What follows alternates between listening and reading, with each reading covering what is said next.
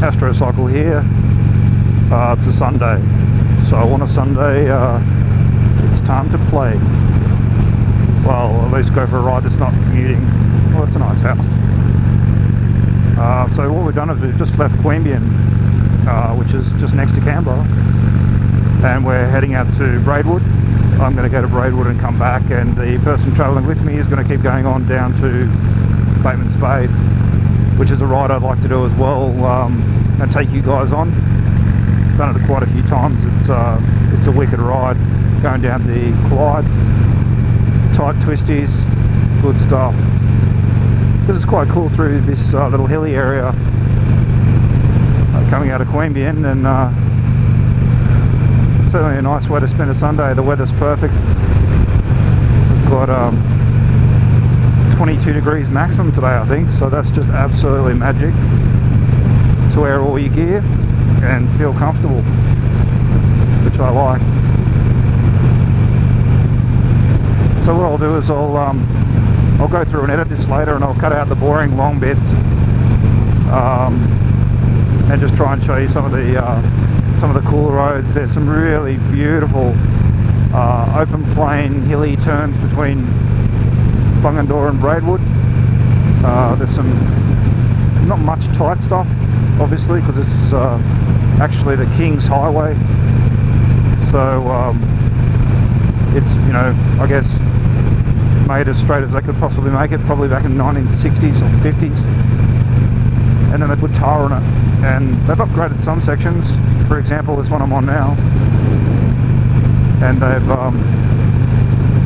made it a lot more pleasant for cars to commute from Bungendore to Canberra, and for people to come out and work around this area. So what you end up with is a good road at this end, and a pretty crappy road up around Braidwood for overtaking and for traffic.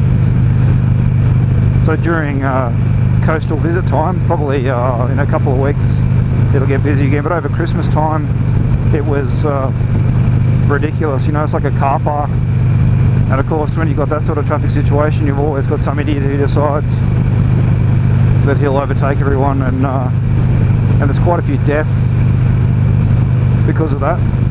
And unfortunately no one wants to upgrade the road properly, because the majority of traffic is Canberra people, particularly during the holiday period. Not so much for the normal part of the year, but there's a lot of people that travel to the coast from Canberra on the weekends, and particularly for holidays, when it's warmer, and so they use the road the most. So of course the ACT government's not going to pay for the upgrade because it's in New South Wales, and as far as New South Wales regional roads go, it's probably not a bad one in their books, but I would consider the number of deaths to probably warrant a bit of a dual lane upgrade, at least for the majority of the road. There's the overtaking sections, but of course what you get in the overtaking sections, as is typical with traffic here in Australia, I'm not quite sure what it's like everywhere else, but what you end up doing is, just like this sign here, we'll just start from this, keep left and less overtaking. So now here's an overtaking lane. So what happens is people going slow will generally put the foot to the floor along here, even though they've been holding up 20 cars, and so no one can overtake them, and then they come out the other end of the overtaking lane and they go back to doing 80 or whatever they were doing beforehand that was holding up the traffic. Not a fan of that, and that is the beauty of two wheels, is that you can often get past people doing that because you've got the torque and the capability. Try doing it in a four-wheel drive, towing a camper trailer, it's a different story. The majority of riders are coming out today, of course, and it's because a lot of people don't get the time during the week, or don't have a commute that could justify a motorbike. but I reckon every commute justifies a motorbike. Free parking, cheap, get through the traffic, yum yum. Alright, so because this is a road to the south coast, this is a fairly common occurrence. The caravan, or the camper van, or the truck, or the boat. All of these things make this road what it is, and this is what I think justifies the dual lane or dual carriageway creation on this road. You know, when I'm on a highway and there's a carcass on the road like that, what I don't know is there a carcass in front of that caravan? So I try and stick out the side where I can see and still be safe, and look ahead as much as I can so that I know there's no huge carcasses on the road, because if you hit one of those, it's not pleasant, trust me. Last time I went through the neck of a carcass, it was a kangaroo. I was so lucky, because if I'd been, you know, 12 inches to the left, I would have jumped in the air, and it's not fun. Because you're sitting on a seat and you're not expecting it. It just catapults you up in the air and you come back down. It's like hitting a rock, especially on a lighter bike.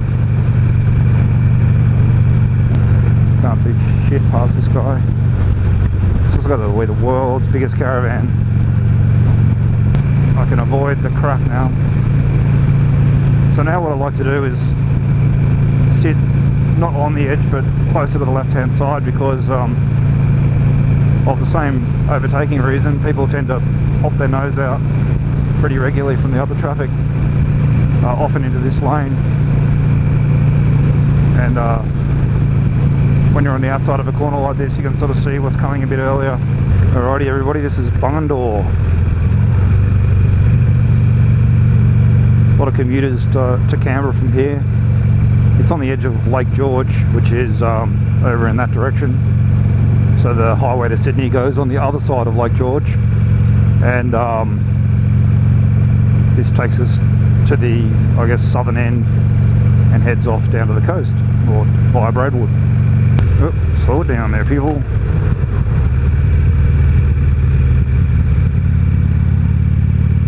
Oh, we're doing 40. Wow. I am a law-abiding citizen. I always hit the brakes when I see a police car, because I freak out. I don't know why. I think it's just one of those built-in fears that you're speeding. Somebody else out for a cruise. Nice nod, mate. Thank you very much. It's one of the first things that people notice about being on a motorbike is the nods and waves you get from other motorbikes. There's a bit of a gaggle here. Looks like a popular spot to come out for a coffee on the weekend. You fellas, got a fucking... Come on, mate. At least he's using his indicator now. Yes, I'm going to park in the driveway. Good idea, buddy. Really are cafe races these days. Every bike's a cafe racer when you think about it, because most people use them just to go out for a coffee, which is fine, particularly if there's a good road to do it on. And if you get out of the city onto the roads that this place has got to offer, it's certainly worthwhile. Testing a new microphone today. The other one I had ran a battery. It was a Audio Technica with about a 400 meter cord and a battery and an on-off switch. So being human, I never activated the off part of the switch, and so I always ran out of batteries. So this is a, I think, $7.95 microphone off eTube Bay. Cool. And it's excellent. Well, it was excellent around town the other day. I haven't tested it on the highway. Because my cheeks pressed together, I talk in my high-pitched voice anyway, so that's not a bad thing for this microphone. If you want to get to Braidwood and you want to go a really interesting way, a lot more tight turns, you can go from Bungendore to Tarago, and then from Tarago the crossroad, if you turn right at the pub, takes you back up to the road or the highway before Braidwood. That's a magic ride, just through the countryside, lots of sheep, cows, things to look at if you're interested in that sort of thing. And just beautiful countryside. I've been really lucky this year because summer's only happened in the last 2 weeks, so it's been really green, which is really different for Canberra because at this time of year generally there's no grass. But there's a wombat. Hello, wombat. They paint them orange, or they put crosses on them. I would have thought it'd be just as easy to have a guy with a ute instead of a guy with a can of spray paint. But I think they marked them for whatever reason. The car was fucked up.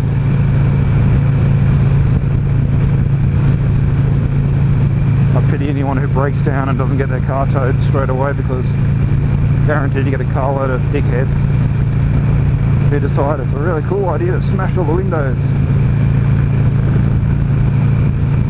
Yeah, so the wombat guys and the kangaroo painting guys, yeah, I don't know, is it just me, or would there be some logic in picking them up instead of just spraying them?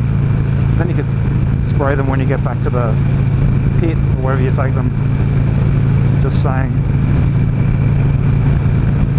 I find on a motorbike when you're doing highway speeds, a dead carcass smell is about 1.5 breaths. So you're driving along, you don't necessarily see it, you're riding along and all you smell is this carcass, and you stop your breath because it smells horrible. If you leave it for another breath after that, and then it's generally gone.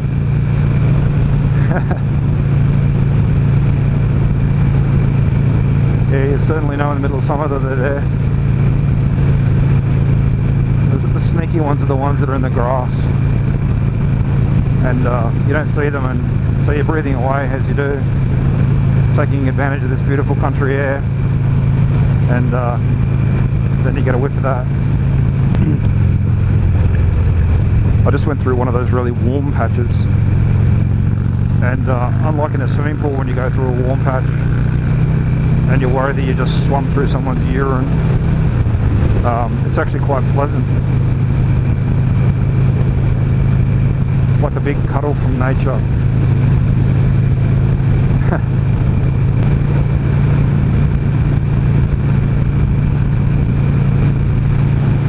That was awkward. I went the full wave. I don't often go the full wave. I was just feeling in a good mood, and I think I got a, I don't know if I actually got a response. I'll have to check the video later, but I might not have.